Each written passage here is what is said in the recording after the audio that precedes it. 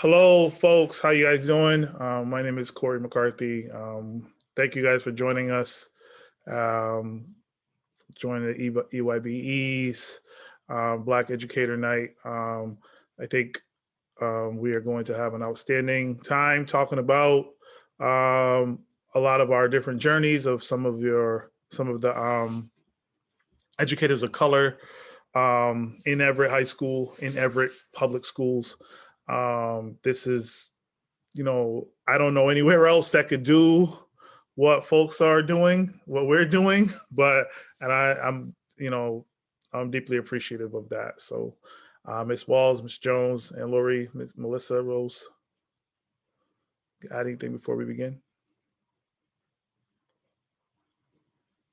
Thank you all for being here today.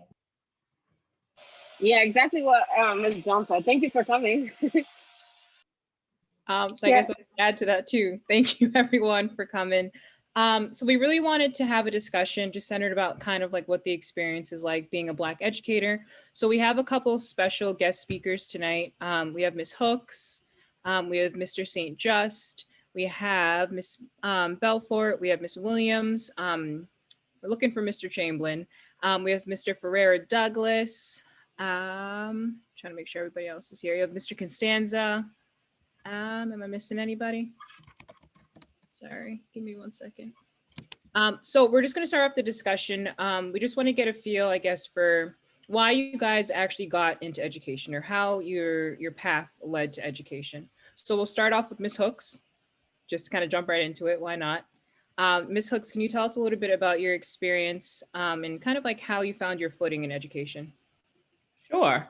So I started my professional career as a social worker for DCF. I worked in Boston in the sexual abuse unit for about 8-9 years. When it was time to transition into grad school, I, at that point, had worked with different age groups and realized like I was really interested in working with teenagers. And I figured working in the school systems would be the best way to do that. And years later, here I am. But I'm very glad that this was the decision in the path that I took, because I originally just wanted to help people, help students, and I feel like that's something that I'm able to do now. So that's it in a nutshell. Great. Can we hop over to Mr. Costanza? Can you tell us a little about what led you to working in education? Yeah, I never wanted to get into education. It was completely by accident. Like a lot of like Black and brown youth, I really became disillusioned with education when I was young. And I just happened to be decent at school. Like I always did. Like I grew up in a house with a lot of books. My father had he had finished a teacher preparation program in El Salvador, right when the Civil War broke out. So I grew up in a house with a lot of books where education was really important.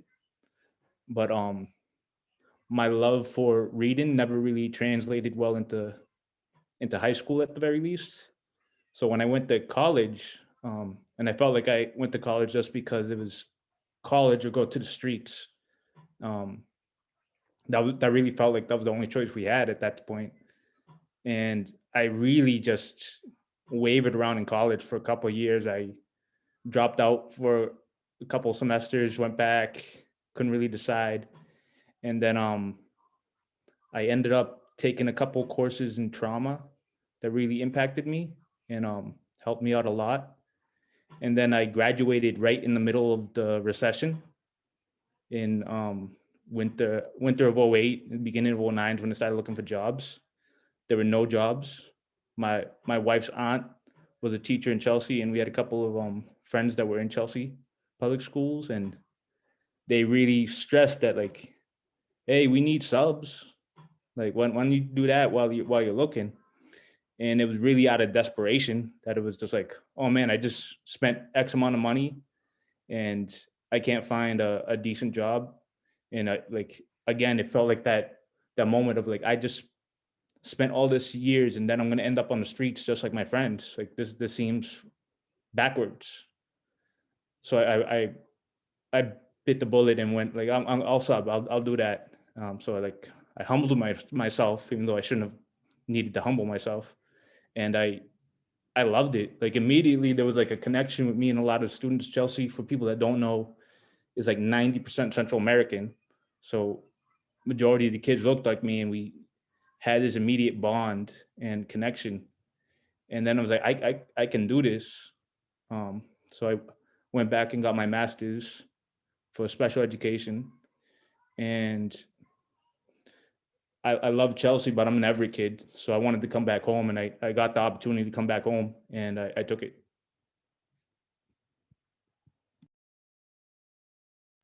Awesome. That's it for me. So anybody else?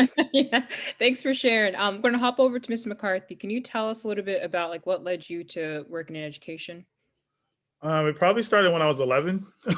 In a strange way, my dad died when I was 11. I started going to the Saturday program, and they really like invested. It was just the first time um, that I saw people who were truly invested in whether or not in my trajectory, like not in my immediate grades, like in me, like being something and like providing for my family and improving the quality of life. So from there, I always wanted to give back. So I stayed with that program. I went to college, um, and I came back and I started working as the boys director of that same program as soon as I graduated undergrad. The program ran out of money, and like I was like, I'm not, I did political science and political economics in college, and I just wasn't really feeling the I wasn't really feeling the path that it took for me to get there. And I know I was luckier than most. So I was like, geez, I had to find a way to make it easier for kids to be successful. I don't want anybody to go through what I went through to get where I am.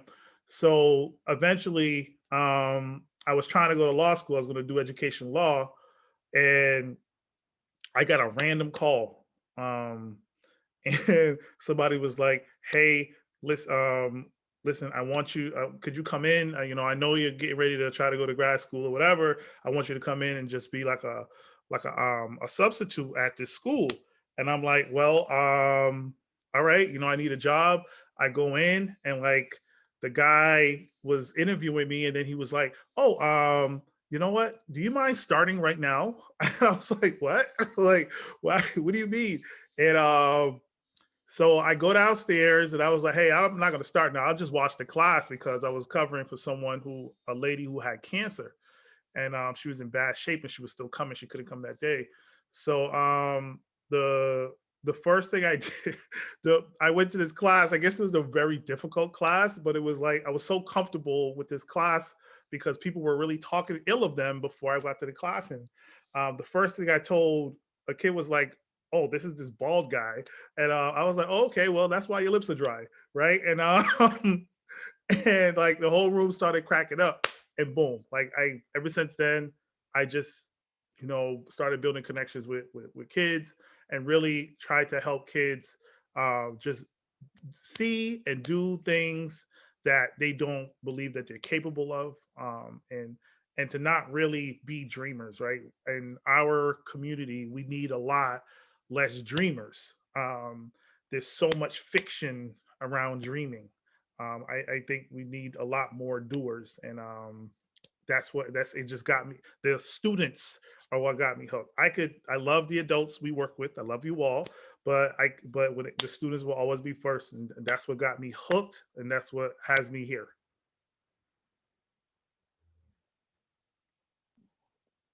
All right, thank you, Mr. McCarthy.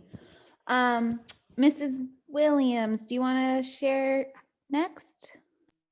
Sure, why not? Good evening, everyone. Thank you for having me.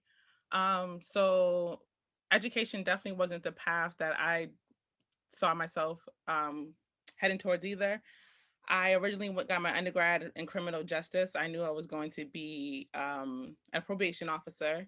I spent my summers while I was in high school constantly either going to funerals, at least 2 funerals a summer, or writing a letter to a friend that was in jail while I was, that was my high school career. So I knew I wanted to do a lot of gang prevention or intervention work. Um, Prior to going into education, I worked as a street worker for the city of Boston, where we work with high risk or gang associated youth. So these are young people who actually are carrying guns and committing crimes or being shot or doing shootings, right? Then I had the opportunity to work as an associate probation officer. And during that time, I had to do an intake for a young man who was 19 years old. So he's a teenager, but now he's in adult court. And while doing the intake, I asked him if he ever committed a crime outside of the state. He said yes. I asked him which state. He said Cambridge. And I was like Cambridge, Massachusetts? And he's like, yeah. I was like, you know, that's not a different state, right? So in that moment right there, I was like, I'm in the wrong place. Like if this young man would have stayed in school instead of going to the streets, he wouldn't be here. If he didn't know Cambridge was a city instead of a state, how was he gonna go through like the entire like legal system by himself? Like my first time there, it's like speaking a second language, like all the jargons, all the laws you have to learn. And this is what I thought my passion was. And undergrad didn't even prepare me for that. So there was no way I knew this young man could go through the system by himself. And I was like, that was my wake up call for me to go into education to make a difference and do intervention and prevention. Because for sometimes once the student's in the streets, it's hard to pull them back in. Not that it's impossible, but it's a lot of work. There's a lot of trauma associated with it. There are a lot of sleepless nights. There were times like my phone would ring and I was just praying and hoping that it wasn't a young person who's either was killed or just killed someone. So that's how I landed in education. Thank you. Mr. St. Just, do you want to share next? Yeah. So with me, it was kind of different. So it's something that I always wanted to do, but I never thought that I could really do it. And then, so I tried to be a cop. That didn't work out because of my soft, because I was very soft-spoken and whatnot. Then I got a chance to be a coach for the high school football team. And then once I started to work with the kids, then I like realized that maybe I could work with them in like the classroom. Then I started to be a sub. Then once that went over smoothly, then I realized that this was something that I really wanted to do. But it wasn't until like maybe my second year in that I realized that this was the path that I wanted to stay on, because there was a day or time when it came where I started to realize that it was a true joy to be a teacher. Every one of my friends had seen the change in me and in the passion when I spoke like about the students. So, I mean, that's just my journey. I'm sorry that I don't have like a long story about that, but it's just something I really wanted my whole life. My mom stressed like reading and learning, and that was her goal for me. And like with school, it's like I could work at it, get better at it, and I could really help kids out, especially those kids who are like me, like, because like like me personally, like, and now, I'm still lost too myself. So I really like to work and to help out with those kids myself. So, I mean, that is just my story about it. Thanks for sharing, Mr. St. Just. So we're going to segue into the next question. This one, we're going to start with Mr. Ferreira Douglas. So I want you to just tell me about some of the challenges that you faced as a Black educator and how have you overcome some of those adversities? Sure. I think like it's kind of funny because I think there's probably the biggest thing that is an adversity that I don't know if other teachers have to think about, but like when you walk into a room and you just know you're gonna be the only one there, like you have to like, it's weird to fortify your mind to know that you're gonna be the only one in the room the entire time. And there's never gonna be another person. Like unless it was Dr. Easy used to come by, unless he was in the room at the same time as me, like it was just gonna be me.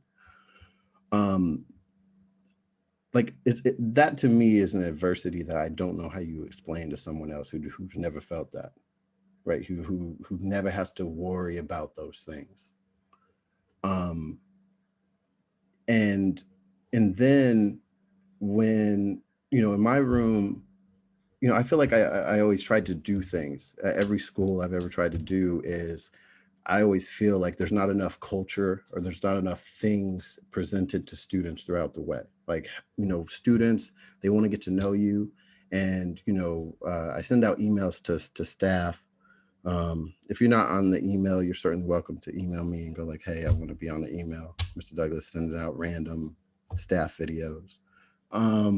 But I actually, you know, talk to students about those things, you know, carve out like 5 to 10 minutes. I'm a person who believes that workshop model is really just an opportunity for you to really punish those kids who don't have that ability for that first like 5 to 10 minutes. And instead of doing classroom management in that first 5 to 10 minutes, you could actually teach them culture at that time. And so in my room, you know, we would talk about things. We talk about people, important, you know, instances. And what I find out is that a lot of students, not just students of color, but just students in general, have a lot of things that happen in just the real world that they want to talk about. And I don't think this is directly, specifically because I'm a person of color. Maybe it's because I did these things, but, you know, I said this last year, you know, I would ask my colleagues, I would ask my students if the way that I teach would make it so that every year I don't get asked back, right? Like every year I don't get asked back. And I've had like people come over to me and say that like, specifically, you don't fit the culture of this school. Like they just come to me and do those things. And there were times where like, when I look at the culture and the stuff I try to push in my class, the chemistry class that I teach, and I go, like, why is that such a bad thing to talk to a student about, you know, Suicide Awareness Month, or to talk to a student about really important people who have touched my life. And as long as my students are hitting the scores, they're doing better in my class than they're doing in other people's classes. Why is that something that would make it so that you don't want me back? You know, and like I said, I don't know if that's a racial thing, but like I said, I don't know if they've ever gone over to people and told them that you don't culturally fit this place. And, you know, there's been 2 schools where that happened at. And it's always been something that as I go through school after school after school, and I get to experience that, it's always been a really interesting moment. I don't know exactly how to like summarize that, but it's definitely an interesting feeling.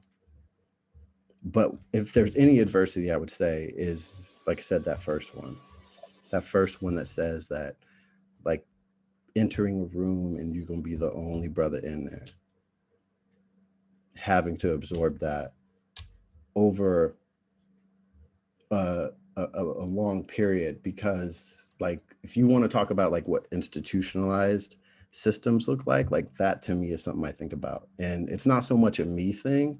If anything, I always think that like what I feel, students feel like times 10, right? It's like a Kaioken type thing. And like, I always go like, just imagine if you're a student every year, and every year you always have to wonder whether or not somebody's going to look like you or someone's going to be culturally like you. And every time I entered a room, I always tried to take away from that. How do you overcome those things is, you know, one thing I believe in is I believe in that specific pedagogy, putting in the culture into your class and talking about it. And then, you know, I talk to the kids. You know, I have tons of stuff, recordings, audio of students who talk about like the thing that made our experience so amazing in your class is the fact that we were able to talk about real things, talk about life, talk about these different things. And so no disrespect to admin, but all those admin who came and said, you got to cut that stuff out. I go like, but that's the stuff my kids love, you know? And I don't know if I can let you, like, I don't know if I can let you do that because the kids are telling me that they love it. And if that means that you got to fire me because of that, or not hire me, not hiring me because of that, I hope my kids know that I was doing that until the end for them. And, you know, it's always nice to hear that those students appreciated their experience. You know, especially when a lot of the kids that I talk to or that I teach, as far as science, like a lot of them don't have Black teachers ever. Like they usually come to me and go like, you're the only Black teacher I've ever seen that teaches science. And I would like to hope that I can give them that experience. So I don't know if that answers your question, but. That answered the question. Thank you for sharing. I want to ask Ms. Belfort the same question. So as a Black educator and a Black woman, what are some of the challenges that you faced working in education? I'm going to say it's a little different here because I'm originally from the Midwest. So here working in the Northeast, New England is very, I don't see many people, especially athletic trainers like me. I remember when I first got accepted to my program out here, I was assigned to New Bedford Voc Tech. And that was my very first assignment. So I drove down there and I've never been, you know, I've only been living in Mass for about 3 weeks and went down there. And it was a shocker that the students found out that I was Black. And they've never seen a Black athletic trainer or athletic training student at the time. Neither has my instructors, my mentors. So I was a rare thing in the program. And I did have a classmate, but he was undergrad. So I was the only one in the graduate program at the time. And I found it a little bit difficult because I'm coming from a place where I see people that look like me all the time. And I don't even live in an urban area. I came from a diverse suburb of Detroit. I saw kids that looked like me. I had Black teachers. I had, you know, all this since elementary school. So to come out here and to see that it was a rare thing kind of like gave me a shocker. You know, I didn't see people that looked like me. And especially that was my first time being in the school system in Mass, in New England. So it was a rare thing, like not to see that in a school system, that you didn't see faculty that look like you. And it was a little bit challenging at first because a lot of people wouldn't believe that that's what I did do. Like once I introduced myself as the athletic trainer out here, I always get, are you for real? No way, you know, this and that. So it's different here because there's just not many of us. I pretty much know most of the Black athletic trainers in New England. You know, there's only 14 of us that are licensed in Mass, and there's just like literally a handful of us, and 2 of us work out here in this area kind of full time. And you know, we're all friends. So, because obviously we kind of like stick together. But back in the Midwest, I didn't experience that so much. I miss that. I miss that a lot. And especially down in the DMV area, I miss that, like just seeing like someone like me in my profession, you know, doing their thing and interacting with the students, and they actually are engaged with the students. But I'm happy that, you know, I am working with a population that looks like me, but I do know that I am a rarity. I know I'm a rarity out here for real. And I know that when I go to conferences and stuff like that, and I'm a rarity to the point where people will know who I am when I say, oh, I work. They're like, oh yeah, you're the Black, we know who you are. We know who you are. They don't know me by name, but they know like I'm out here, I'm working, how you doing, blah, blah, blah, because there's just not that many of us here. But yeah, it's different out here. I will say that it's a little bit harder to be taken seriously, and I don't see many, you know, people that do look like me in the athletic training profession, just in this region. I'm going to just say just in this region. Thank you for sharing, Ms. Belfort. Mr. McCarthy, do you want to touch on that question as well? What are some of the challenges that you face now as an educator, administrator? What are some things that you see? Yeah. You know, a lot, right? A lot of challenges. So here's the thing. The biggest challenge in education for me as a Black male is to get people to believe me, right? That's initially, right? Believe that we are telling the truth, that there's systemic racism, institutional racism, that people are flexing on kids and not even like seeing a bigger picture for kids, or not knowing what what the environmental consequences are that kids go through, kids have. It's really that challenge of making people or helping people along to really believe that you're serious, that like you're to take you very serious. So there's two ways that a Black man could go at that point, right? You could just be this very submissive, yes, yep, you're absolutely right about me, yep, you could just fall in and just align yourself with the stereotypes and just have this coming of age moment where you're like, hey, I'm no longer listening to hip hop anymore. And as an educator, I actually listen to jazz because a lot of people listen to jazz, or like it's almost taboo to like listen to hip hop and be an educator, whatever, right? So then my solution became, okay, you know what? I need to play the game, become more educated. Folks respect that. Learn how to code switch a little bit on behalf of the kids, but not really change who I am.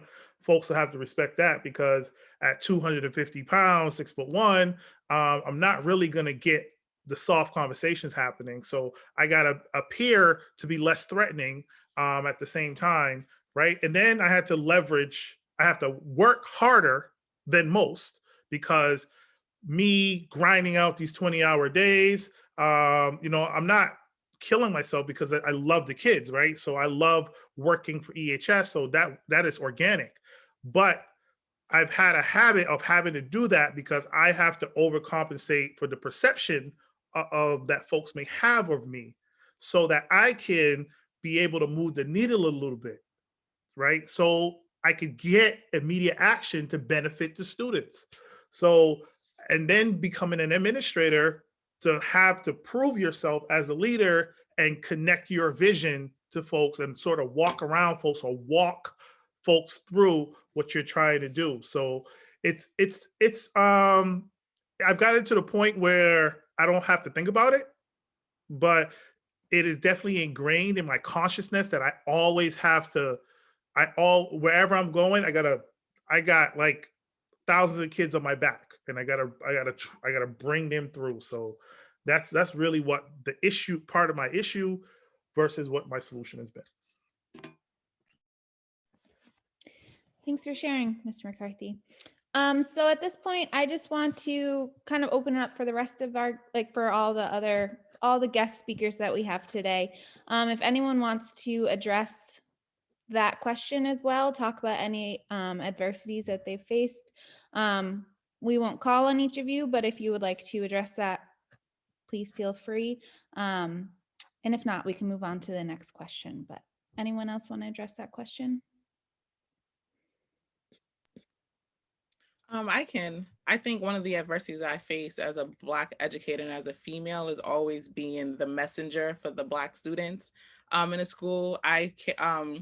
Before coming to Everett, I worked in a predominantly white school. And whenever there was like an issue or a phone call needed to be made home, I was always the first person someone would call because I was the Black woman. And one story in particular, like really like resonated with me where I had to like, I don't want to say check someone, but I had to check someone. Sorry for lack of a better word, but I had to check someone. And I remember we were sitting in a guidance meeting and the school psychologist, there was a student who was struggling. I don't remember what the student was struggling with, but she was 8 years old. Her, the school psychologist sat across from the room and said, I think Miss Williams should make the phone call because it's gonna sound better instead of coming from a white girl or something like that. Like a white girl. Like one, you're not a white girl, you're a woman. Two, you're a school psychologist. So why would it not sound better coming from you? So I think in those moments is being aware of what my triggers are for my own personal trauma and how am I gonna show up and address people, because my own personal trauma does impact how I address people. And like just being the messenger, like I can't stand that. I think one thing about being in my former school district is people had like this false perception of what Black parents are like. So they always were afraid to have heavy conversations with Black parents. And then also this idea that all Black people are the same. Like I have a completely different culturally background than a Black American because my father's Jamaican. So my father was like very rigid, not saying that Black American parents aren't rigid, but my father was like very rigid, a very like true Jamaican to the core, very strict. There was no wiggle room for me as a young woman growing up. And I don't know if all white educators understand that. Like my story is not the same story as a student story just because we're Black, right? So those type of like things that people need to be mindful of.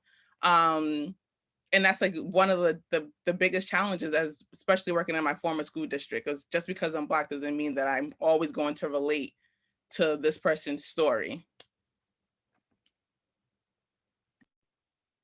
Thank you, Mrs. Williams. Mr. Constanza, I see your hand is up. Did you want to add? Yeah.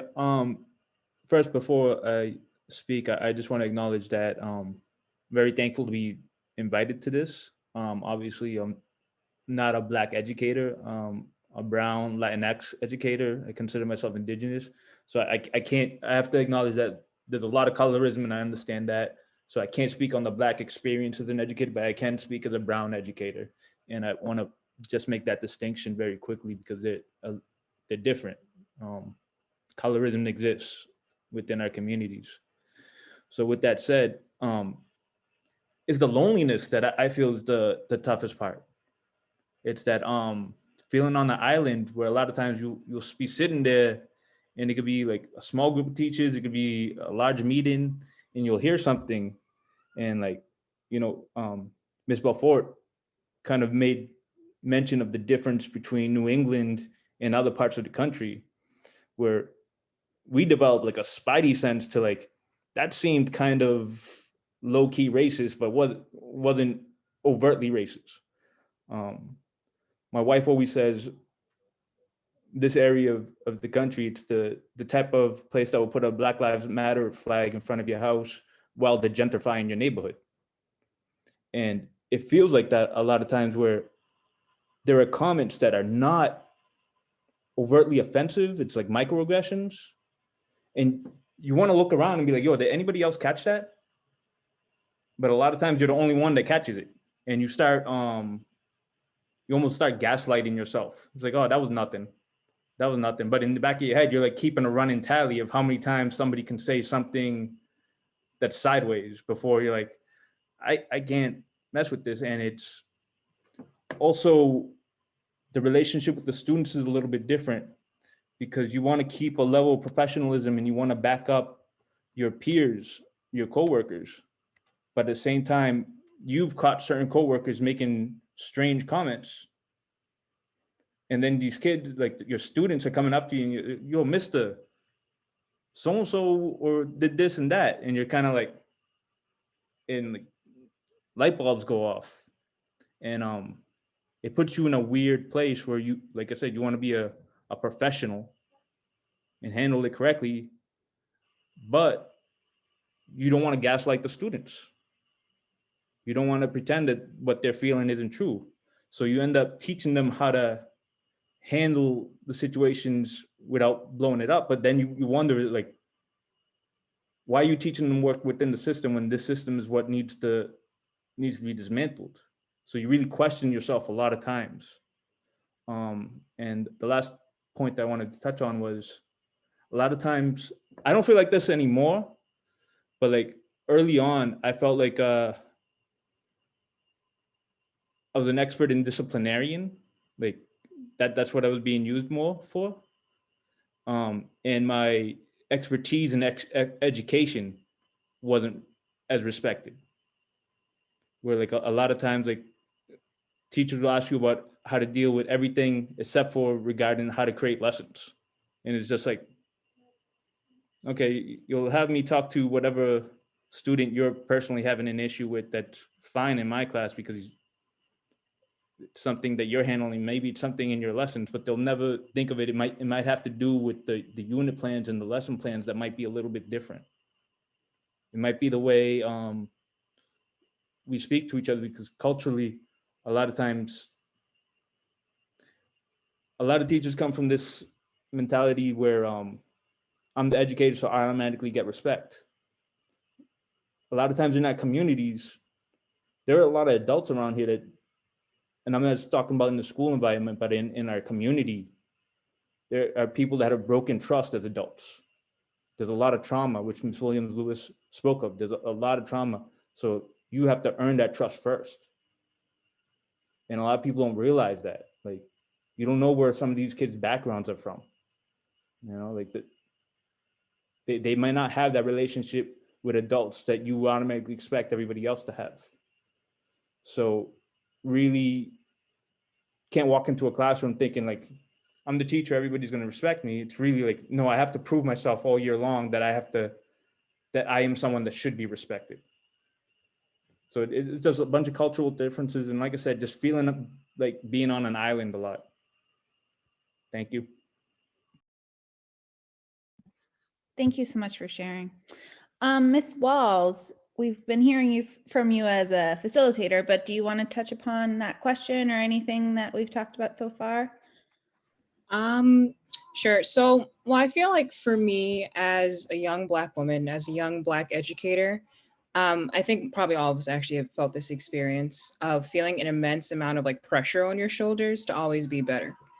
My mom growing up always taught me that I have two strikes against me. Like, one, I'm Black, and then two, I'm a woman. So I've always felt like whenever I've been in a crowd full of people that don't look like me, I have to be that much better just to even try to amount to where they are. And I think that in my first couple of years, that was something that weighed like really, really heavy on me. And I have tried hard to like overcome those feelings. I wonder, like, is this just pressure I feel, or am I just worried about being judged by people or being thought of it as a stereotype and then always having to work extra hard to not be that stereotype? So I think over the years, I've personally worked to really overcome my own like personal challenge of always feeling like I need to do more. I need to be a certain person. And it makes me wonder, like, do I have a different personality when I'm at work versus when I'm at home? Like, do I go to work and I put on like this front of like, oh, I'm very like uptight, I'm studious. You know, well, some of you guys know me personally, so probably you guys have seen the other side. But I feel like at work, I kind of put on sometimes, like I'm really uptight sometimes at work, and people have told me like, oh, you look a little like angry. I'm not angry. I'm a super nice person. But I think that that pressure that I feel to always kind of like fit a certain mold, to look a certain way, to walk a certain way, to speak a certain way, also to like my colleagues, especially my white colleagues, I think that that definitely is reflected like whenever I go to work versus when I walk out the door and who I am outside of the building. And I think that's even for like the kids too. Like a lot of our kids probably like go to school every single day and they're like, oh, I have to like do certain things. I have to be a certain way. And then when they walk out the building, they're super rambunctious. They're crazy. They're all over the place. And I think that's personally one of the challenges that I faced. And I think Mr. Costanza, you had touched on like microaggressions. And like a simple, super simple microaggression that some people may not realize is like commenting on a Black woman's hair. So sometimes there's this pressure where, you know, you don't want to go to work with your hair one way looking one day, one day looking one way, and then coming back to work with your hair looking another way, because someone's always going to comment on it. And it makes you feel uncomfortable, you know? Or if, say, you know, you got like a weave or something, you know, you come back to work and people are just, oh, your hair grew, things of that sort. And stuff like that can be so aggravating as an educator, because your counterparts that are asking these questions, they don't feel these kind of pressures where they have to like look a certain way, fit that certain mold. And I think for me personally, that's like been one of my like greatest challenges. And now I feel like I have a little bit of like less pressure on me because I'm kind of like coming into my own like as an adult as is. But I definitely think that's been one of like the greatest like challenges that I've faced.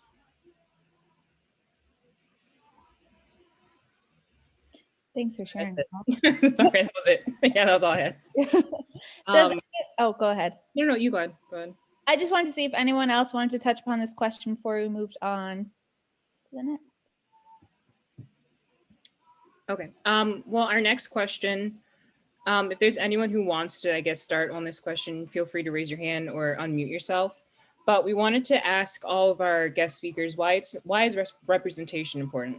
Why does it matter to have kids that look like you, well, to have educators that look like you working in the schools that you're working in? Would anyone like to touch on that first? Oh, Hooks is ready. Go ahead. I'm ready. So basically, we've heard so far about 40 minutes of the adults, the educators, talking about how they're on an island I felt myself that I've been on for years. You know, I go to professional development across the state. The first thing that crosses my mind, I start counting. I count how many colored people I see in the room. So just from listening to everyone, it's just like, honestly, you can't see this right now, but there are tears in my eyes because I am so saddened by this, because even though I've felt this myself for years, but listen to other people talk about the loneliness, and it's real. It's real. And, you know, being in this forum just definitely emphasizes it. The other piece, you know, I didn't bring this up, but the same way folks feel alone in the education world, we also have a situation where people of colored's opportunities in education is also limited. So when I say that, let's talk about like the cities like around us, Malden, Chelsea, Medford, wherever. How many people of color are educators in those cities too? You know, this is not just an everything. This is, you know, systemic. This is across the board. And I just find it really, really sad that this is the conversation we're having. But at the same time, I'm very encouraged because we are having this conversation, because it hasn't happened ever before. You know, I'm from Everett, and, you know, granted, the student population was diverse. It wasn't as diverse as what it was now when I was in school. The number of Black educators was 1. That's it. So yes, I've seen progress, but I haven't really, but at the same time, the number is not significant because we have this panel of educators who are also saying. You were muted. That's my daughter. I don't know. It's disheartening, but at the same time, it's encouraging too, because we are having this conversation, and by having these conversations, it initiates some form of change. So I'm still hopeful about it too. And I guess that's it. That's all I can think of right now. And I always keep this phrase in the back of my mind, like, you know, when you're working with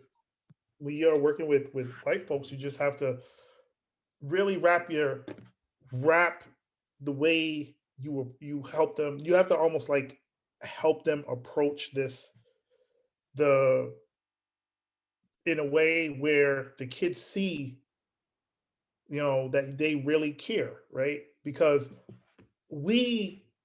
I know what's on the line, and it's really hard to, if it must be really hard to believe when somebody is like, yo, listen, this kid could die, right? Or like when you're fighting for a kid for a grade for another opportunity, right? And because I mean, let's look at what education is a, the way it stands, it's actually designed for kids of color to end up in jail. One, like like public schools were designed to create factory workers, right? Like that's, look it up. I'm not, there's no lying there. So I along with the isolation, along with the code switching, along with the not trying to feed into the stereotypes, we are now faced with trying to help people understand why opportunity is going to last longer than the lesson plan, or trying to help people understand that, hey, just because they don't do your schoolwork, it doesn't make, if Melissa's not doing my schoolwork, Melissa's not a terrible person. She's just someone who probably has better things to do, more important things to do in her life, right? So I know it feels like this huge burden to like try to build a relationship and try to like, you know, get to know students and build their trust, because traditionally that's not what education has been, right? This is actually anti what that is, right? So if that itself feels like a lot of work, but imagine having to do that with hundreds of thousands of kids. Like like I said earlier, I feel like you got to put another kid in your backpack, right, and just bring them along, because there is an extreme to building relationships.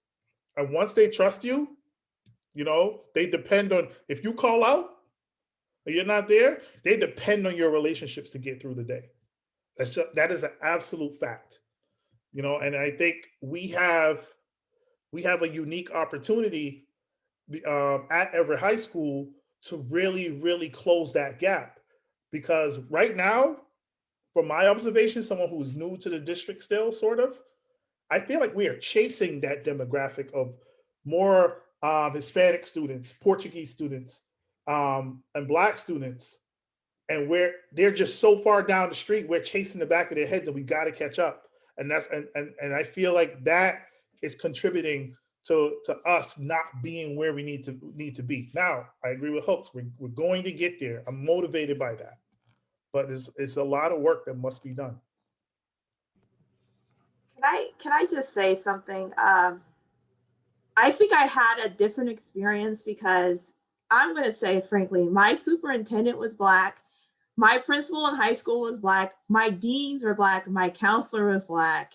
And I did have a lot of white teachers, but I also had integration. I've always had a Black teacher or an administrator since pre-K. So to me, I loved my school experience because I did see educators like me. I saw teachers like me. I saw coaches like me. I didn't necessarily feel like, you know, alone, like I understand the loneliness now more as an adult, but when you have that in the school system, it is amazing, because when I came out here, I just realized like how lucky I was to even have that experience, like to know that I had people that, you know, look like me, that I saw every day, you know, a normal day for me. You know, I would see my principal, you know, he was a Black man, and he would, you know, he would be about our deans, my class dean from freshman to high school was Black. I had a Black principal in middle school. So to me, it was very nice to see that. And when I tell the kids about my personal experience growing up in high school and doing the things, they're a bit surprised because, you know, they don't experience that as much. Like they don't see it like, you know, like I was like, yeah, my superintendent was Black, you know, she was amazing. She's an amazing woman. I still keep in touch with her. And, you know, we we as a group always felt like, my group of friends, we just loved it at school. We just loved seeing our teachers, all the time. We've had at least 2 Black teachers on our schedule, every day. And then we had also support staff and whatever. I think it's an amazing thing. I wish it was more common out here to just have that type of support system. I don't know the reason why it is like that. I didn't grow up in New England. So to me, it was a bit of a culture shock, especially working in a high school as a student trainer, seeing like the lack of everything. And I was just like, whoa, like, is it really like this, everywhere? And I grew up in suburbia, right outside Detroit. So, I mean, it's not super Black, but it's not super white either. So it was different for me. I think it'd be a good thing to have students like actually see that in the future. I'm hoping that would be something that they can see in the future.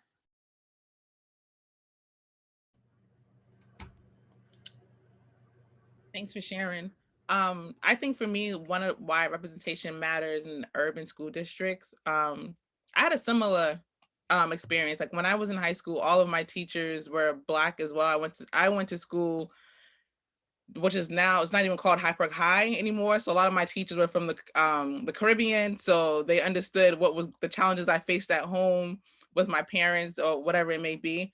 But why it matters for me, I personally like to push back on my white colleagues about their ideas of what a Black student should be or look like, or a student of color. I know when I first was in my old school district, we had like a lot of challenges of students not passing the MCAS or not doing well in school.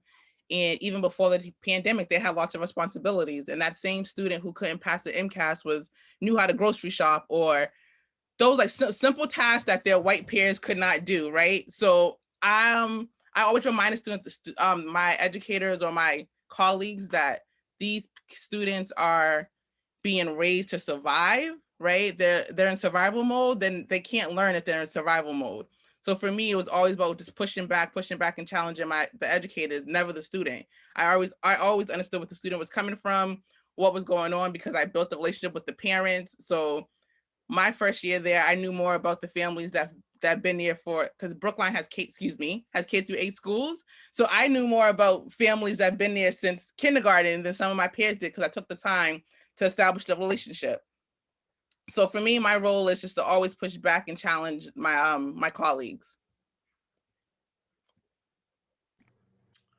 For me, prior to becoming a teacher, I worked as a chemical analyst and a researcher for about 3 years. And, I worked at Fred Hutch Cancer Institute, amazing places like, I worked at a beef jerky place, and I tell my students that I was able to create like some of the flavors you see in stores. I was able to like actually create those, which was really dope. I worked at Pepsi, and I worked at a firework company, which was really cool. I had amazing opportunities. And, one of the things, you can talk to Nesby about this, which if people should know what Nesby is, but a lot of, if you ever go to any of those conferences, or if you ever talk to any of those people, they all have the same story, that they're always the only people of color that work there. And for me, one of the things I used to do is I used to walk the halls, trying to find any person, any other Black person that worked there, and I could never find any. We're talking like some of the greatest, institutions, research companies, etc. And apparently, Black people couldn't get those jobs. And I tell my students that, one of my favorite times though was like 3:30, because that's when like the custodial would come in, and almost all of them were like Black or Latino, all of them. And I just want to push individuals, especially in science, because I feel like, usually if I see another teacher of color, it's always like, not science. Like it's always like not science. And, shout out to Miss Goodman though. I don't know if she's here, but shout out to Ms. Goodman, because this is the first time I've ever worked with another Black science teacher. That is just straight up not something that I've run into a lot. And like, I started to think about like, why do we not have that many Black people who can get to my job? I'm making 70, 80,000 more than I've ever made as a teacher, just putting food in a machine, pushing some buttons, and then getting it out. And then, you know, giving thumbs up that they can send the trucks. And I just go like, I continue to think that it's because of the fact that we don't have any representation in that field. We don't have any individuals who can tell them that like, this is your future self right here. And so like, when I think about like why that is, you know, that's like one of the first things. And then the second thing, it's kind of weird because like, when you look at leadership, kind of like what Mr. McCarthy's saying, how I don't feel like, you know, the people in leadership, if you don't have people of color there's not people in those positions looking out for those communities. I worked at Up Academy, Dorchester in 2000, not 2000, about 3 or 4 years ago, when they first, I forget what school they bought or whatever. And I was working as the middle school science teacher. I was the only science teacher in there, because we taught 5th through 8th grade. We didn't have a old enough cohort for 8th grade. And, you know, we would have these meetings for like school for next year, right? And, you know, we'd have one a week. One a week was like math, you know, science, history, that kind of thing. And I waited for the science one. And I remember it was like October, and they told us that my 6th grade students weren't going to have science next year. Right? Our kids in Up Academy Dorchester is like 95% Black. And you're telling me that they're not even going to have science next year. And you fast forward like month after month, and I'm telling them how impactful that is, right? Like I try to tell students that like your classes are more than that. You hate math, trust me, all that like processing, you know, that positive and negative, you miss that positive side and you can kill someone. I've seen it happen. You can kill someone. Your drug might be off by a little bit. And so you have to learn those things, right? History, you learn for how your actions like impact you, right? English, you understand how to analyze something deeper. Science is important because of the fact that it teaches you how to question the world. And you're telling me that 7th grade, you're not going to give it to them. And it got to the point, I remember, you know, I've only been fired twice, and both the times have been in education. And every single meeting, I waited. I didn't say nothing in the math meeting. I didn't say nothing in the anything. I'm the only person, the only science teacher in the entire place, only brother in there. And every meeting, I would tell them that, you know, these kids need science. And I won't ever forget it, because I felt like it was important for me to point out the fact that the people on the board who's making these decisions are all white, making decisions that impact students of color, communities of color. And when I brought that up, someone said that, you know, you don't have the right to say that I'm being racist. And I was like, the fact that you guys are all white is your doing, not mine. But that doesn't change the fact that you're not giving our kids science.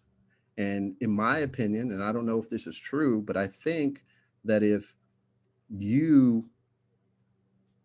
you had a child, you would not, even if your child hated science, right, you would still demand your school give them that opportunity. But yet we have the opportunity to do something about it, and you're going to rob these Black kids of the opportunity to have science. And I won't ever forget, it was February, right before we went to break. Actually, I was like, I think this week, actually, if you flip a calendar 4 times, and he grabs my arm and he says, "We already heard what you had to say." And then he let me into the room, and I said same thing. I don't know why you guys keep thinking that I'm going to say something different when you guys haven't changed the plan. And All I know is that I was fired right when we came back from break. Right when we came back from break, they fired me after that. And, you know, I told you guys before that I've been told that I didn't meet the culture of that school, and that's what they said. And I said, like, irrespective of the fact that my MCAS scores were, you know, five to 10 points higher than all the other people. And I go like, it was heartbreaking to know that next year when I checked in with my students, they still didn't get science. And I go like, every time I think about that, I always go like, I wonder what would happen if there were more people of color in that room. Because I don't think you would let your kids not get science. But yet that's exactly what they were doing. And so to me, I think it's important to have that representation so that like those types of ideas don't get left out. And like those are like the two instances I would say where I think representation actually did matter. It wasn't just ideas, it wasn't just any of those things. It was something fundamentally different about that group of people. Thank you for sharing, Mr. Ferreira. I'm going to kind of segue into our next question. Mercy had written a statement in the chat that I'm going to read to you guys. She said, white educators usually do not want to get to know the Black families, and they put this burden on the Black educators. This leads to white educators not understanding the struggles of their students.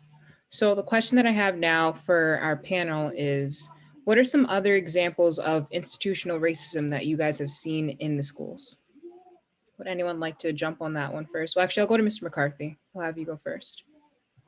So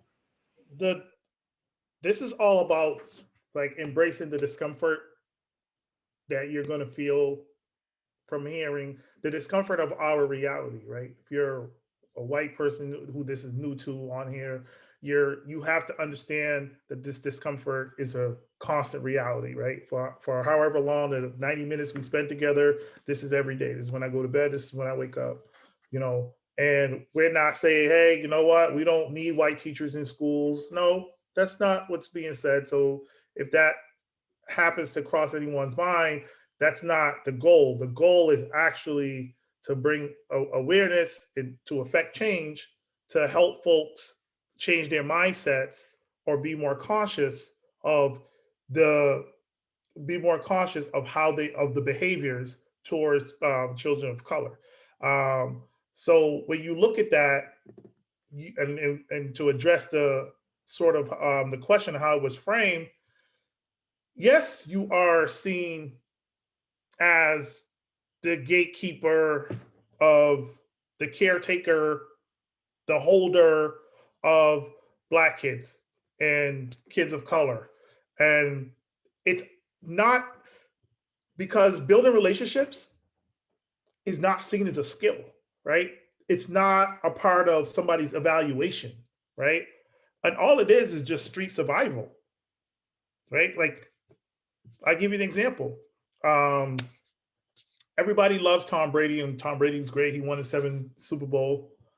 But if you're from the street, you're not messing with Tom Brady. He left you, right? And I say that to say that when you get kids to buy into you, they become the most loyal people ever to the end.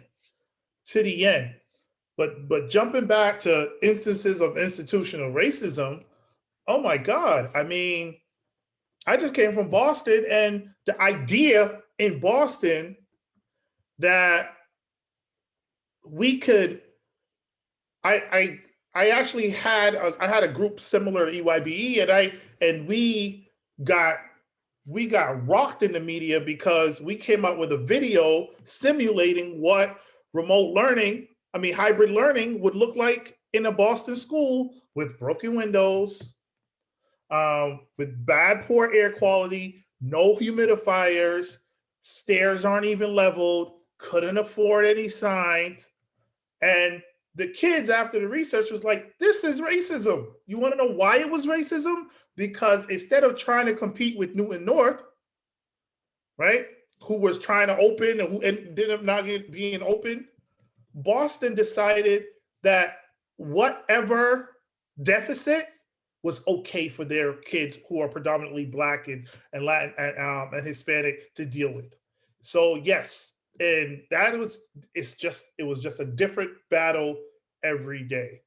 And a large part of the institutional racism that you also face is suppression. Like these conversations that stay in these conversations and only come back around February is part of that, right? Not letting kids understand and be it a part of a conversation that started before slavery is institutional racism. It's intentional, right? Helping kids, not trying to be truthful with kids about their history, not being truthful with white kids about history is institutional racism. So I got a laundry list, but I'll let somebody else go.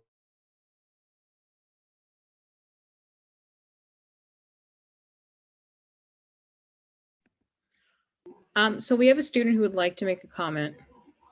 Gino, can you unmute yourself?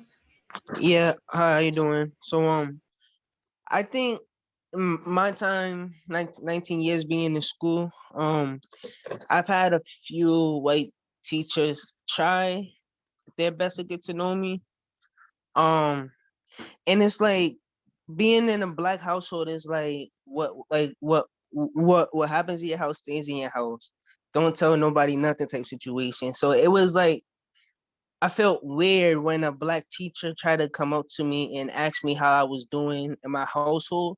Cause I'm like, what are you gonna do? Are you gonna use it against me, like in a bad way or something like that?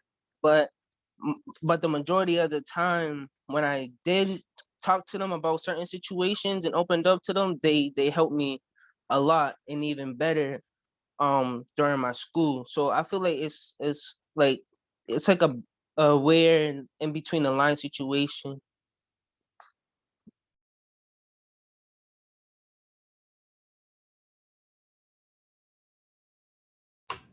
Thank you for sharing. Mr. Ferreira, were you looking to comment on that? Yeah, like I think, to me, I think it's a couple things. I think, well, like Mr. McCarthy, I think I have a lot of thoughts on it. But I think a lot of times, I've never gone to master's school or whatever that is called, graduate school. My bad. And one of the things I always hear a lot is like culturally responsive teaching, and that gets like repackaged, I feel, in a lot of different ways. Like it happens like a cycle to me. And I think a lot of people like to preach that, but I don't think a lot of people really think about what that looks like in practice. And I think, part of me, like what I've tried to do is like cultivate like a pride curriculum and hopefully push individuals to create their own pride curriculum. And I don't mean just like show videos. I mean, actually take the time to go like, we're going to insert culture and we're going to insert ideas into our class, into the things that we do, and have that run like coincide with our content, because I think that you can get things done. I mean, I don't know, I think there's only one student in here who's had me, but I'd like to hope that particular student, felt a particular way when they came into our class and the experience that they did have. As far as like institutional things that happened, I mean, I don't really know the overarching reasons why they always do this, but I continue to think that like society, I was talking with a student about this one time, and I think that like society reflects a lot what education teaches them. And one of the things, or one of the ways that is ingrained in education as far as the way that they manage students is like, if you if you get out of line of what you're supposed to be, what we always do is we just take those kids and we just totally cut them out. Like, just that kid can be sent someplace, get sent out of school, he can get sent out of class. And I continue to go like, I don't know if we think that we're like modeling for that one student, but I continue to go like, we're modeling for all those kids too. And every time, like when I go back home, you know, to where I grew up, I look in the same kids who got repeatedly kicked out of class, kicked out of their school or whatever. They're the same kids that I see around, you know, the ghettos and the hoods back home. They're the same kids that I see walking around. And I continue to go like, where did people learn that? Like, to just not care about the people in society. And I go like, I feel like we learned that from school, to just remove those kids and not think about them. Just remove them. Just remove those kids. That kid is obviously not supposed to be with us. And so we stop caring about those people. And I go like, what part of institutions allow that to happen? And when I think about, you know, my classroom, like I rarely ever discipline students like that. And part of it, I think, is because of the fact that I don't really have confrontation in my class like that. And part of it, I think, is because of the way that it's set up. And part of it is because of the fact that you take the time out to make those connections, you know. And one of the things that requires is for you to be willing to share your story with the kids. You know, there's a lot of times where like, I feel like teachers, they go like, oh, I want to open up a conversation with them, but the kids ain't going to come to you. They're not going to give that to you because you're not a very trustworthy person. They don't know you like that. And so you have to be willing to tell your story. And then hopefully they'll be able to go like, yeah, right. Like I've had that experience. And so I feel like, to me, like those types of things are institutionalized, and it's a broader thing as far as identifying the different things that lead up to the exclusion of those different students, or broader conversation. But it's definitely something that I continue to think is not just a feature of education, but it gets like macroscopically pressed outward into society. Yeah, and there's a lot of other stuff I want to say, but I'll let somebody else say that.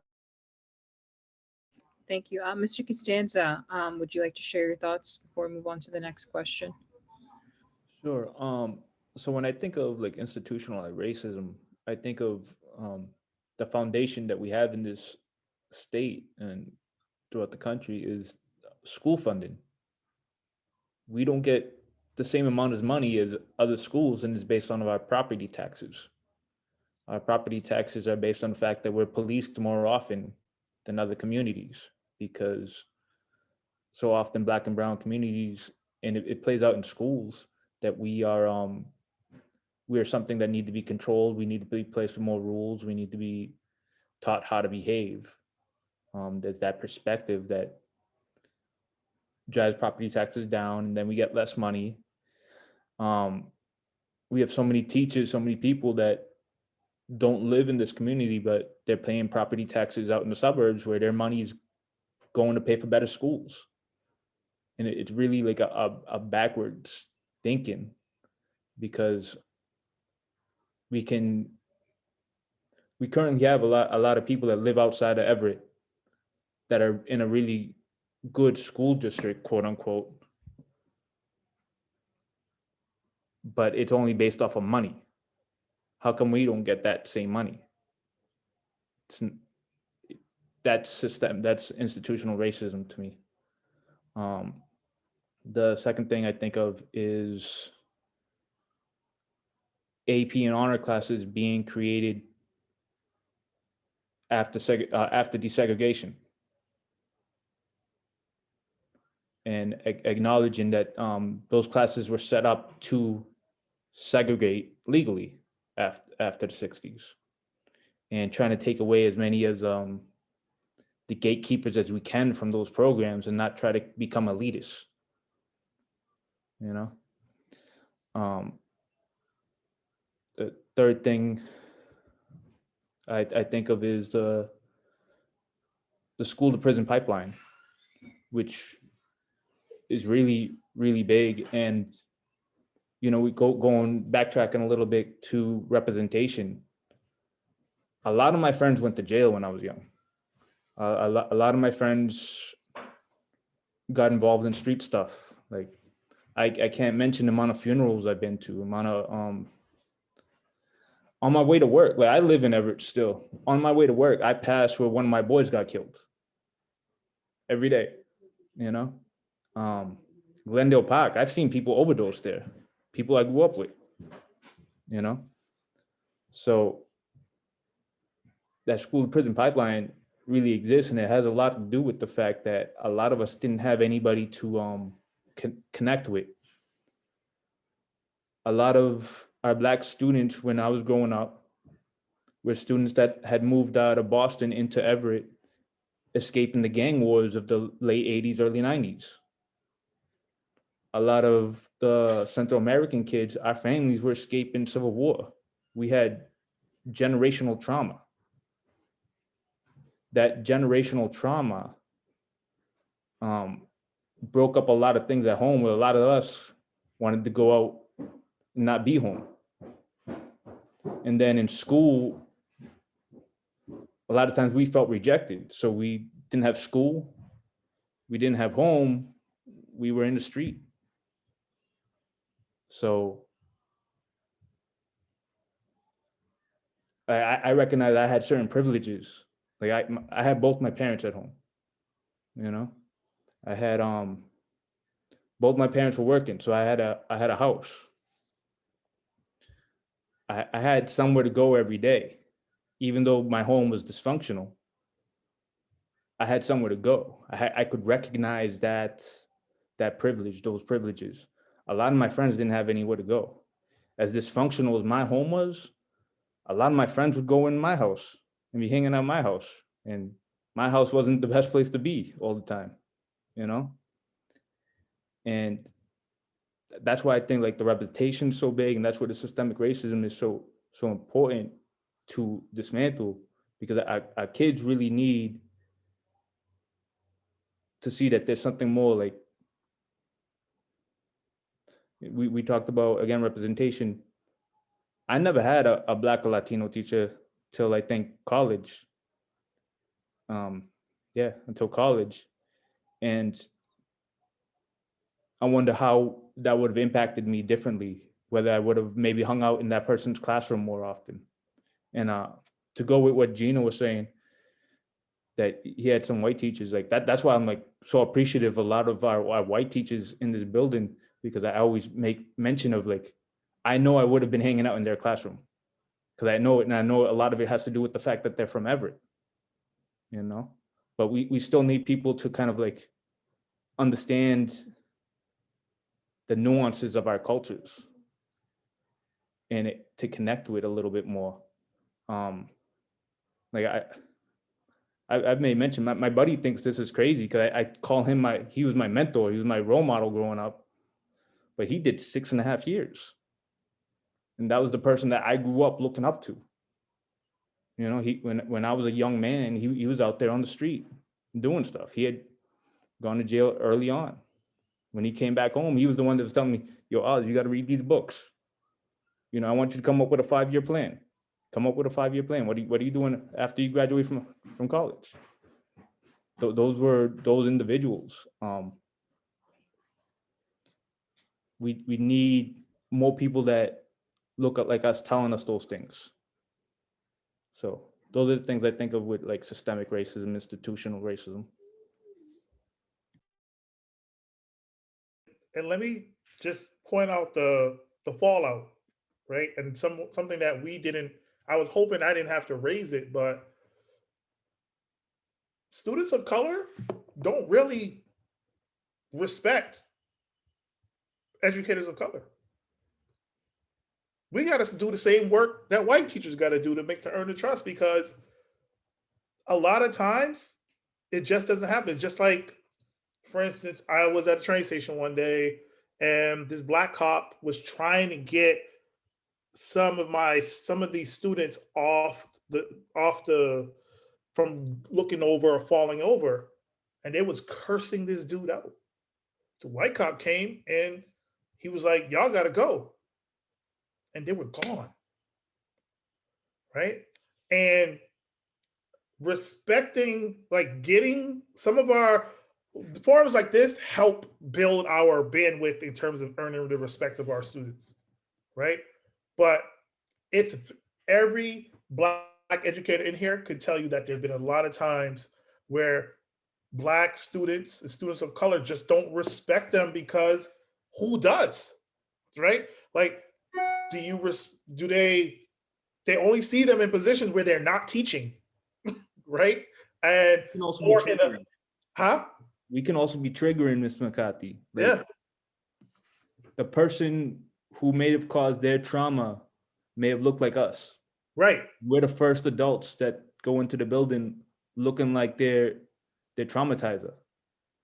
Right. And like understanding that, and like that weighs heavy. I remember like the first time I kind of like realized that in a classroom where like I did something very simple where I kind of like tapped somebody on the shoulder, not thinking much of it, and then seeing the reaction of that person from just a simple tap on the shoulder, me being like devastated in my head, trying not to show, like to not make a scene of it, but like, and then knowing some of the history of that person and me like, yo.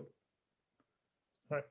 And if you look at the whole student, on one side, it's like, yeah, white folks have to learn to build better relationships and get students more engaged. And on our side, it's sort of like, okay, if we're not triggering, folks they don't really already see us as people who are pushing content, creating lesson plans, and just being great teachers, because where have you seen a great teacher on a macro level who is a person of color?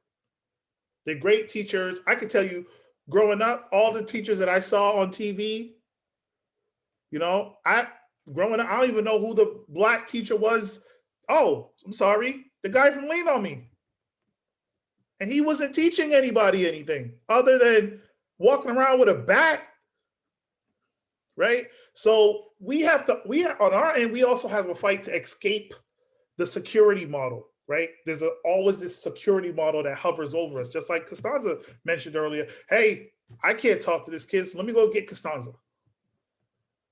That's not helping the relationship between you and the kid. Costanza already earned that. You're just using that person's relationship, but 4 months from now, the same issue is going to happen. The behavior doesn't go away, right? The situation stays the same. So I think it's important to really know that when it comes to that student, we have our uphill battle too. We don't have the magic wand either.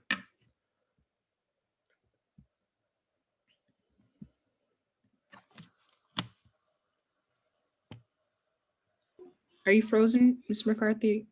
Okay, good. Well, thank you guys both. Sorry. Thank you guys for sharing that. So we have a question that we'd actually like to ask the guests, not the panel. So this would be to our white educators. So we'd like to know, what are some things that white educators can do to help empower their Black colleagues? If anyone would like to take that one on.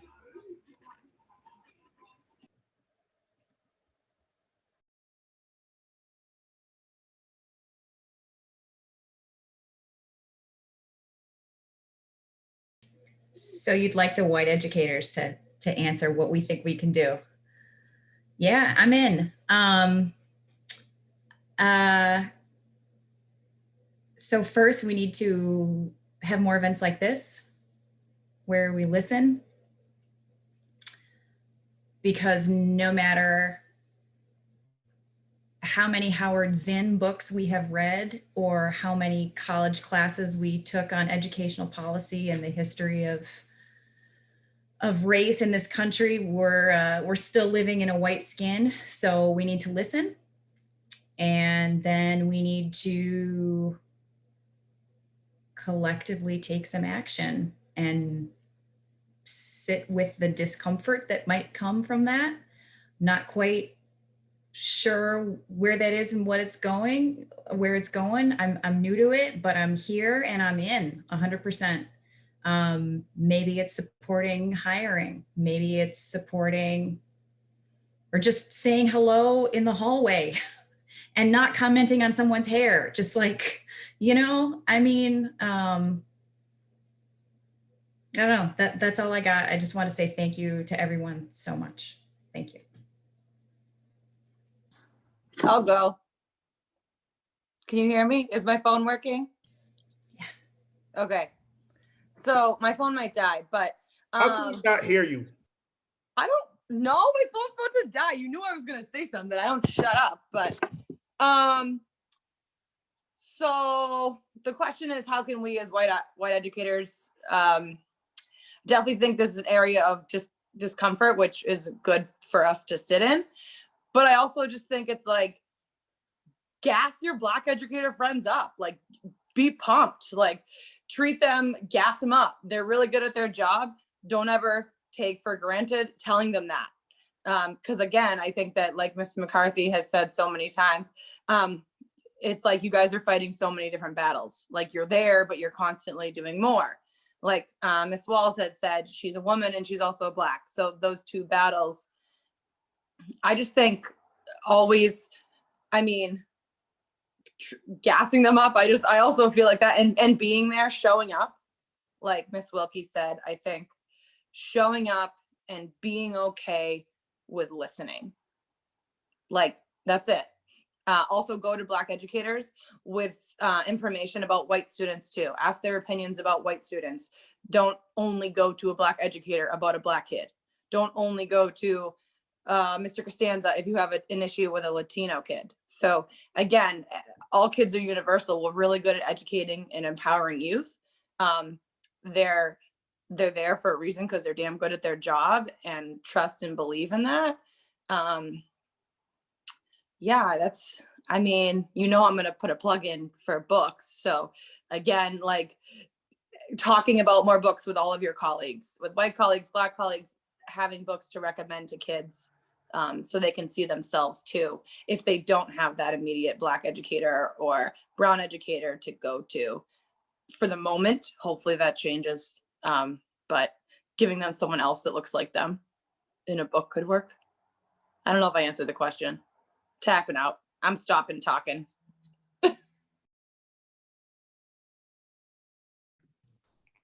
I guess I'll jump in.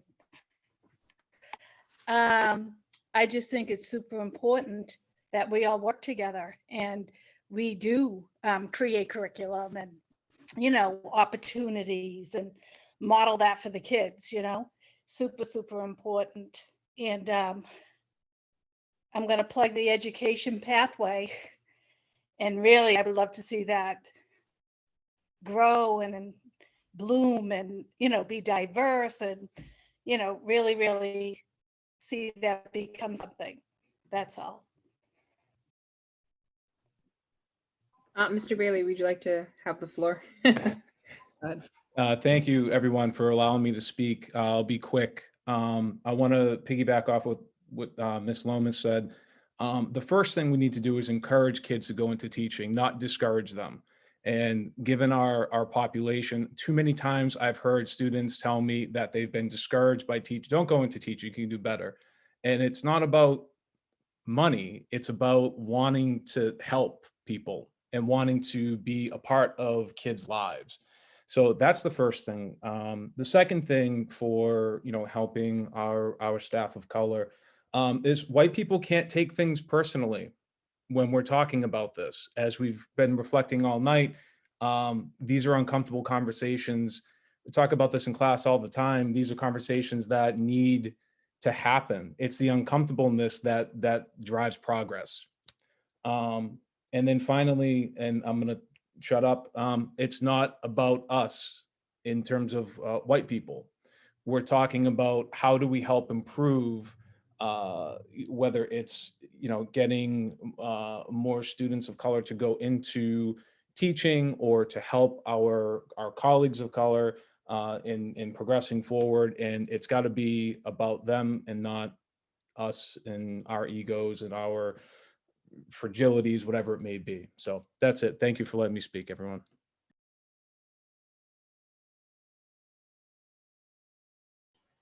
I'll make this quick because I know we don't have a lot of time, but I think one thing that no one has brought up is when you do have privilege, use it to support people that don't have privilege. As white educators, we get a lot of the, automatic professional treatment that some of our Black colleagues or Latina colleagues.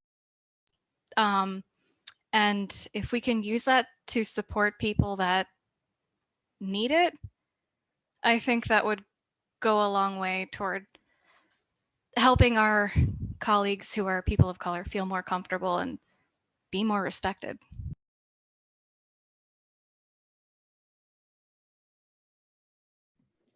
Just really briefly, I just wanted to hit on the curriculum as well, and that really hit me when Mr. McCarthy was talking about how, he didn't see Black educators represented in pop culture. And so it's our job as teachers to make sure our curriculum is chocked full of diverse people across cultures, to make sure that growing up, they see people that look like them, that look like other people in their community, and that they know that that respect is to be given. So really curriculum.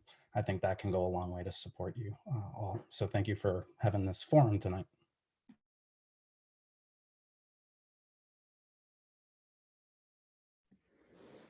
And then I'll just jump right on in.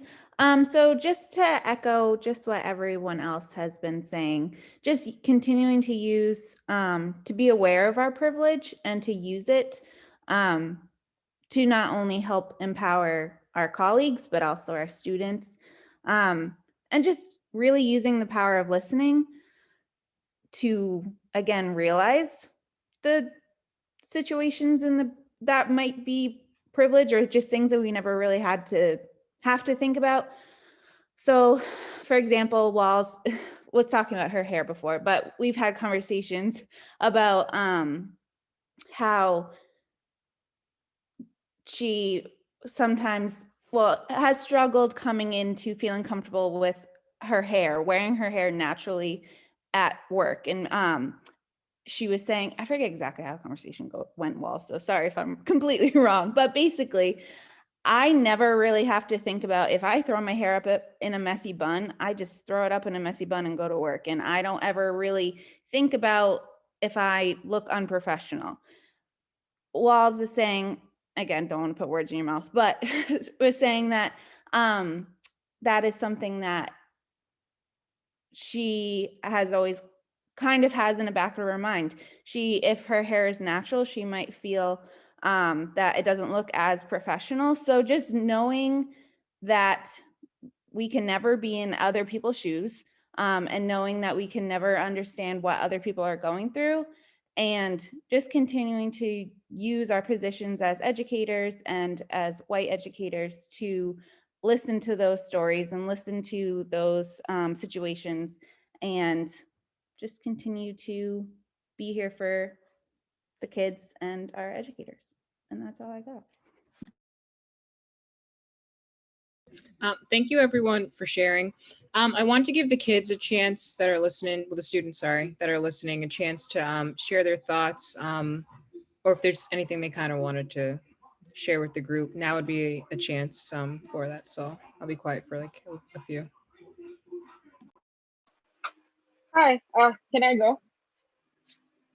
I'm sorry, but I'm still at work, but I'm trying to tell you guys this, but I'm just really proud, really happy that this is happening, because I've grown up in Everett like all my life. I went to school, middle school, elementary school, and high school in Everett.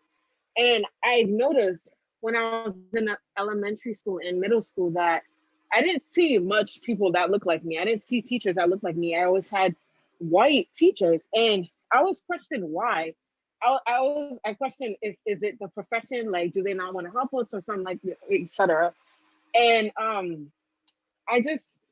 and ever since I went to high school, I've been seeing more and more. Like every time I get up a year, I see more, and I just love seeing that, because I like having representation. I'm sorry, I'm all over the place. I'm at work right now, but it just warms my heart that we're having this conversation and we're aware of the problems that we face and the problems that the Black educators face. And I don't know, I'm just really, really glad for this. And I'm seeing more people who look like us. And I remember I'm a part of this club, this organization called Leaders of Tomorrow. And we brought this up to them. We told them that we don't have representation. We don't have teachers that reflect the demographics of the school, because there's a lot of, it's very diverse, and all we have is non-Black teachers teaching Black kids, Hispanic kids, etc. You know, and so ever since last year, we've been seeing more and more teachers, and I've grown to I've had relationships with some because I've never had that before. I've never had a teacher that looked like me.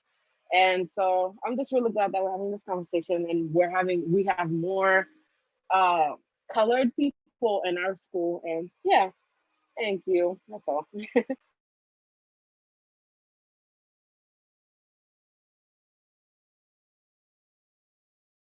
Miss Lambert, would you like to unmute? Would you like to share? Or Oh, no, that's fine. I was just giving a hand clap to Anne Laurie. all right, would anyone else like to have any final thoughts or just share anything before we start to wrap up? I'd like to say something real quick. I really appreciate this group. I really wish this was established 8th grade, sooner rather than later, but I appreciate it. And I'm looking forward to every day until I graduate to come to these groups, because this is something that I never really pictured in my mind, to really be in a Black empowerment group. Like, that's crazy, but I love it. And I feel like I actually have, like, it's giving me motivation in my life, basically.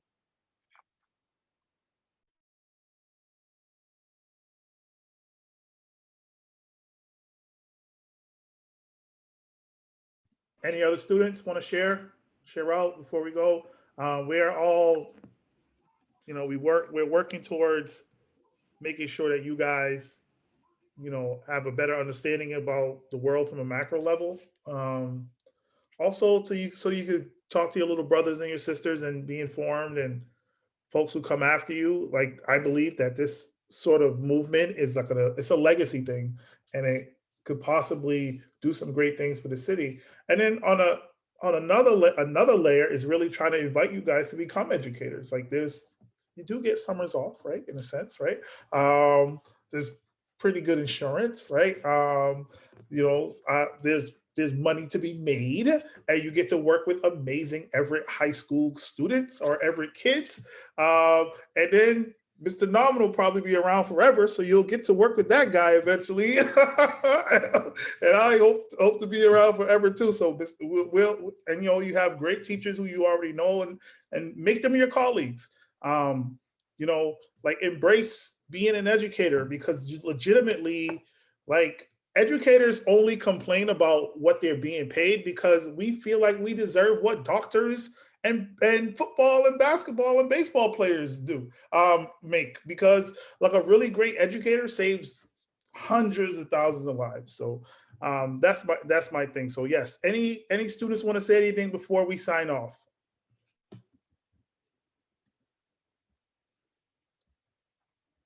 Christian. Yeah, I just wanted to say first and foremost, thank you guys for having this forum. I do want to say I appreciate all the white teachers who are here, because I feel like this conversation, like everybody's been saying, definitely needs to be had. And it's a lot harder to have progress when it's only the colored of the people who are being impacted who are speaking up. And so I know it's definitely an uncomfortable conversation. And I actually see it, some of my middle school teachers here and my principal. So it's just amazing to see that there are people who really do want to make the fight for change. And I've definitely learned a lot today. I didn't know like all the things that you guys were sharing. I definitely did notice, like, growing up and going through the school system, I think I only had like 3 Black teachers, but I didn't know like the impact that it had on those teachers. And so just being able to empathize and being able to place myself in those people's shoes is definitely very impactful. And yeah, thank you again for having this.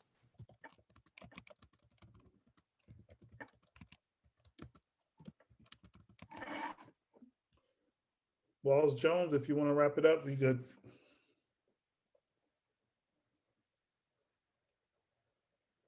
Sorry, I was just catching up on the chat. So I just want to say thank you to everyone for showing up tonight. Like, this is a part of the change that we're hoping to see in the future. And it's conversations like this that we need to have. We need to continue having them. But you guys are all amazing for toughing it out with us for the last like 2 hours. Really appreciate it. And we're hoping to do something like this again. Like, we don't want it to just be centered around Black History Month being the only time that we talk about these issues that affect Black educators and Black and Brown students. So we're hoping to keep this going, but I'm really happy that you guys were a part of the first wave of getting it going. So thank you all for attending tonight. Thank And you, I- everybody. Yeah, I want to echo what Walt said and what McCarthy said. Thank you all for coming tonight, and we just need to continue doing these. So have a good rest of your night, everyone.